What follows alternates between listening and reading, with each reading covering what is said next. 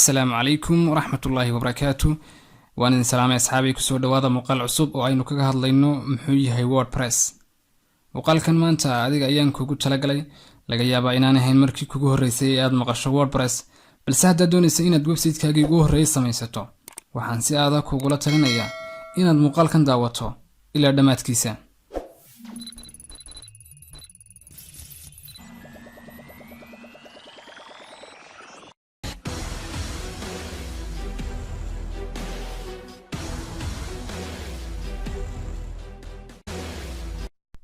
aynu soo noqono su'aasheena ah waa maxay WordPress. WordPress waa web software aad u adeegsan karto inaad ku samayso website qurux badan ama blogs kaasoo aad ka samaysanayso internetka.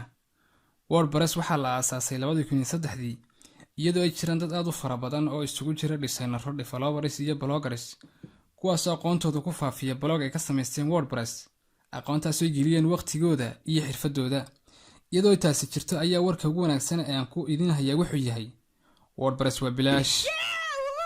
sababtee maxaa yeelay waa il furan oo kumanaan injineera ayaa ka shaqeeya maalin walba si ay uga dhigaan ka ugu wanaagsan adduunka. WordPress waa adeeg furan oo ah content management system ama CMS oo ku baysgaraysan luqadda PHP iyo MySQL.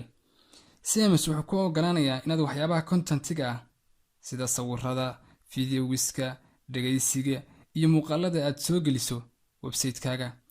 WordPress sida caadiga ah kaagama baahna inaad xirfad u leedahay luqadaha website-yada lagu dhiso sida HTML, CSS, PHP iyo kuwa la midka ah.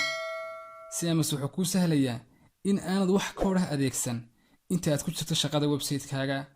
CMS sida caadiga wuxuu kuu ogolaanayaa inaad wax publish garayso, sidoo kale inaad creating ku garayso, inaad editing ku samayso adigoo ku dhex jira website-kaaga gudihiisa oo aan yacni wax koodh ah isticmaalayn. taageeraya in isticmaalayaal badani hal mar ka wada hawlgeli karaan, waana ka ugu fudud uguna caansan ee aad ku samaysan karto website aad leedahay, kuna ogolaanaya inaad maamusho user-rada ka jira website-kaaga adigoo awoodo kala duwan siinaya. yacni ulama jeedo user-iska dadkii soo booqanaya website-ka, laakiin waxaan ula jeedaa yacni dadka website-ka gacanta kugula haya ee kala shaqaynaya inaad awoodo kala dheeraada aad siin karto. qaar inay waxun soo dhigi karaan, qaar inay wax dhilad garayn karaan khaasa wixii la midka ah. sidoo kale xaqiiqda markaynu ka hadlayno sida dhabta ah WordPress waxa awoodaan hoos yimaada 33% website-yada adduunka laga isticmaalo oo isaga lagu sameeyay. inta badan website-yada xaggooda hoose waxaad ku arkaysaa powered by WordPress. haddaba waxaa kala jira laba website oo mid yahay wordpress.com midka kalena yahay WordPress organization ama .org. laakiin midka ayaan doortaa walaal cali iyo akhi isug hayga degdegin anaa kuu sharaxaya. WordPress waxaa jira caqabado ka hor iman kara. tusaale, website-kaaga waa la dhilad garayn karaa waqtigii loo baahdo. waa haddii aad ku guuldaraysato inaad buuxin weydo shuruudaha wordpress.com sabab kasta ay tahayba. shardiga labaad wuxuu yahay lacag kama samayn kartid xayasiinada ama adhiska uu website-kaagu sameeyo. shardiga saddexaadna waxaa jira ma soo gelin kartid themes ama waxaa loo yaqaana themiska aad customize garaysay, waa limited option wixiisu. sidoo kale caqabada afraad oo kale waxay noqon kartaa ma helisid domain name aad ugu leedahay.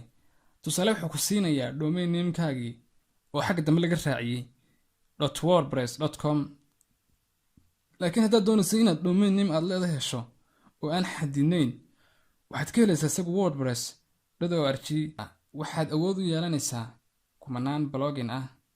waxaad helaysaa domain name aad gaar u leedahay. xayasiiska ayaad lacag ka samayn kartaa. waxaad awoodaa inaad samaysato online store, waxaana si buuxda u qurxisan kartaa website-kaaga ama customize ku samaysan kartaa.